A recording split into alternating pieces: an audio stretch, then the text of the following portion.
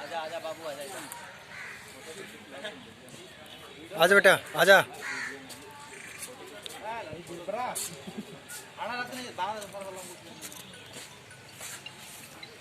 ये क्या हुआ? सही सही फोटो खींचा होता है।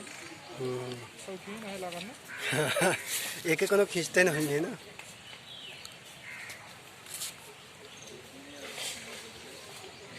अकेला ही है ये।